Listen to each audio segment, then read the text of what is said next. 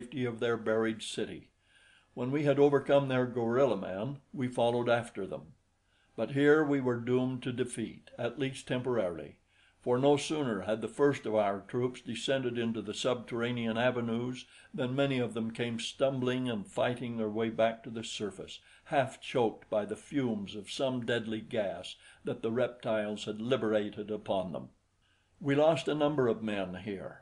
Then I sent for Perry, who had remained discreetly in the rear, and had him construct a little affair that I had had in my mind against the possibility of our meeting with a check at the entrances to the underground city. Under my direction he stuffed one of his cannon full of powder, small bullets, and pieces of stone almost to the muzzle. Then he plugged the muzzle tight with a cone-shaped block of wood, hammered and jammed it in as tight as it could be. Next he inserted a long fuse. A dozen men rolled the cannon to the top of the stairs leading down into the city, first removing it from its carriage. One of them then lit the fuse, and the whole thing was given a shove down the stairway, while the detachment turned and scampered to a safe distance. For what seemed a very long time, nothing happened. We had commenced to think that the fuse had been put out while the piece was rolling down the stairway, or that the Mahars had guessed its purpose and extinguished it themselves, when the ground about the entrance rose suddenly into the air, to be followed by a terrific explosion and a burst of smoke and flame that shot high in company with dirt, stone, and fragments of cannon. Perry had been working on two more of these giant bombs as soon as the first was completed. Presently we launched these into two of the other entrances. They were all that were required, for almost immediately after the third explosion a stream of Mahars broke from the exits furthest from us, rose upon their wings, and soared northward. 100 men on leady were dispatched in pursuit, each leady carrying 2 riflemen in addition to its driver.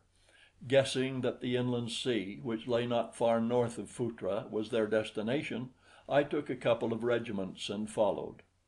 A low ridge intervenes between the Phutra plain, where the city lies, and the inland sea where the Mahars were wont to disport themselves in the cool waters. Not until we had topped this ridge did we get a view of the sea. Then we beheld a scene that I shall never forget so long as I may live. Along the beach were lined up the troop of leady, while 100 yards from shore the surface of the water was black with the long snouts and cold, reptilian eyes of the Mahars. Our savage Mizop riflemen and the shorter, squatter, white-skinned Thurian drivers, shading their eyes with their hands, were gazing seaward beyond the Mahars, whose eyes were fastened upon the same spot. My heart leaped when I discovered that which was chaining the attention of them all. 20 graceful feluccas were moving smoothly across the waters of the sea toward the reptilian horde. The sight must have filled the Mahars with awe and consternation, for never had they seen the like of these craft before. For a time they seemed unable to do aught but gaze at the approaching fleet, but when the Mezops opened on them with their muskets, the reptiles swam rapidly in the direction of the feluccas, evidently thinking that these would prove the easier to overcome. The commander of the fleet permitted them to approach within 100 yards. Then he opened on them with all the cannon that could be brought to bear, as well as with the small arms of the sailors. A great many of the reptiles were killed at the first volley. They wavered for a moment, then dived, nor did we see them again for a long time. But finally they rose far out beyond the fleet, and when the feluccas came about and pursued them, they left the water and flew away toward the north. Following the fall of Phutra, I visited Anarok, where I found the people busy in the shipyards and the factories that Perry had established. I discovered something too that he had not told me of, something that seemed infinitely more promising than the powder factory or the arsenal. It was a young man poring over one of the books I had brought back from the outer world. He was sitting in the log cabin that Perry had had built to serve as his sleeping quarters and office. So absorbed was he that he did not notice our entrance. Perry saw the look of astonishment in my eyes and smiled. "I started teaching him the alphabet when we first reached the prospector, and were taking out its contents," he explained.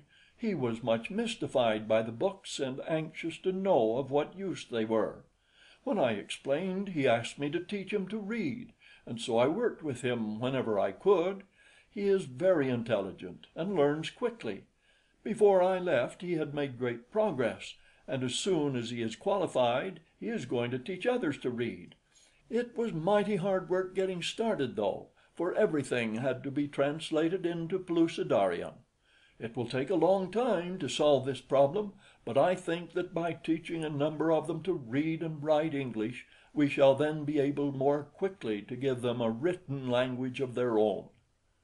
And this was the nucleus about which we were to build our great system of schools and colleges, this almost naked red warrior sitting in Perry's little cabin upon the island of Anoroc, picking out words letter by letter from a work on intensive farming. Now we have But I'll get to all that before I finish. While we were at Anoroc, I accompanied Ja in an expedition to South Island, the southernmost of the three largest which form the Anoroc group.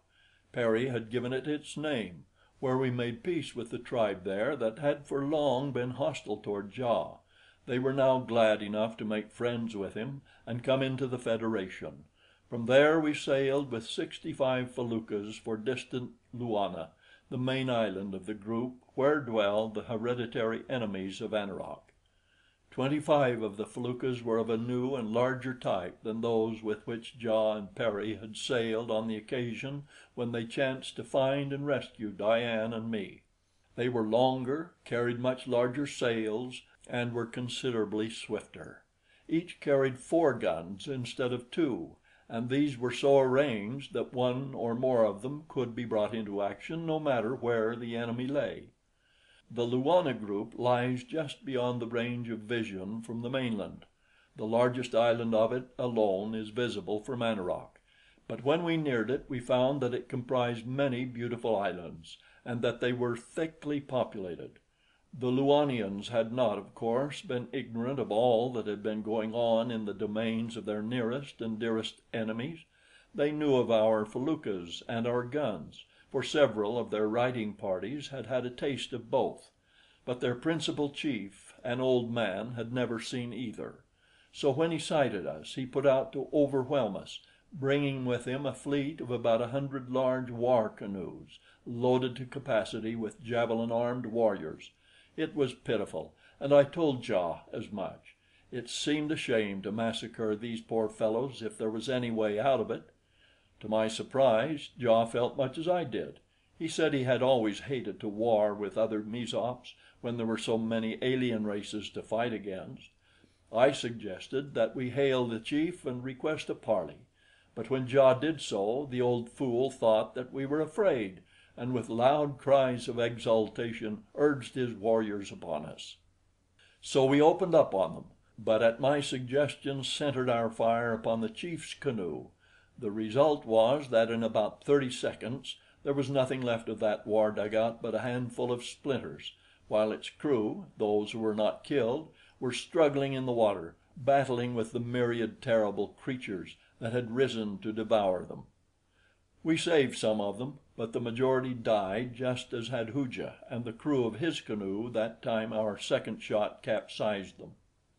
Again we called to the remaining warriors to enter into a parley with us, but the chief's son was there, and he would not, now that he had seen his father killed. He was all for revenge, so we had to open up on the brave fellows with all our guns. But it didn't last long at that, for there chanced to be wiser heads among the Luanians than their chief or his son had possessed. Presently an old warrior who commanded one of the dugouts surrendered. After that they came in one by one until all had laid their weapons upon our decks. Then we called together upon the flagship all our captains, to give the affair greater weight and dignity, and all the principal men of Luana. We had conquered them, and they expected either death or slavery, but they deserved neither, and I told them so. It is always my habit here in Pellucidar to impress upon these savage people that mercy is as noble a quality as physical bravery,